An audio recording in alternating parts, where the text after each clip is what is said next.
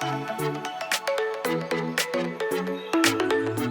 guys, so I'm doing a coconut jelly today. You guys will see it in a lot of Asian restaurants and also at dim sum. It is super creamy, super rich, and full of coconut flavor. And the best thing of all, it is completely dairy free. So I can't wait to show you guys. It's a super easy recipe, so let's head over to the kitchen and then let's get started.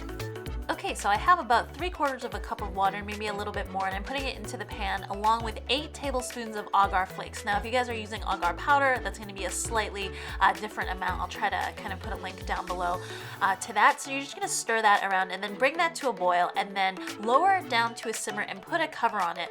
Like I've said before, agar flakes are super hard to dissolve, so you wanna get it dissolved, all dissolved, before you add in the sugar. So I have about a 1/4 cup of sugar in that. And then afterwards, once all of that is dissolved, you want to add about 2.5 cups of a non-dairy milk to it. I happen to have almond coconut milk, which works really well since I'm making coconut jelly, and then about 1/2 cup of coconut cream in there, and that'll make it nice and rich and then also very coconutty. So once again, you're just gonna bring that to a boil. Just make sure that everything is homogeneous and melted, and then afterwards you just want to strain it because again, some of the agar might not have dissolved yet into the serving dish that you want. So you're just gonna put that aside, put it in the refrigerator for a couple of hours just until everything sets up, and then I'm just going to take an offset spatula and then I'm kind of go around the edges to make sure that everything is loosened, and then just basically flip this guy around. It might require just a little bit of shaking first, so you can see that there's a bit of separation on the bottom just because the coconut cream is a fat and usually rises to the top and then everything else kind of sinks to the bottom, but it's not really a problem. It's actually kind of pretty.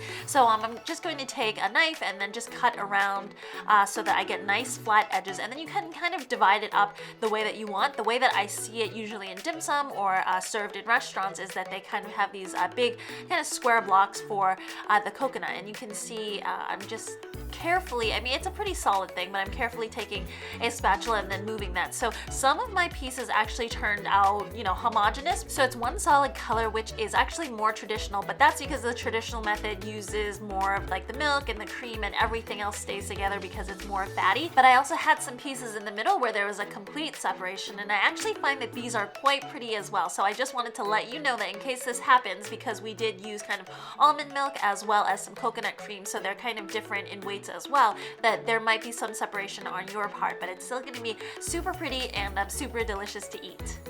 Anyways guys, I hope you enjoyed this really simple recipe. As usual, if you want to see more recipes like this, remember to hit that like and subscribe button, and I will see you guys again next time. Bye!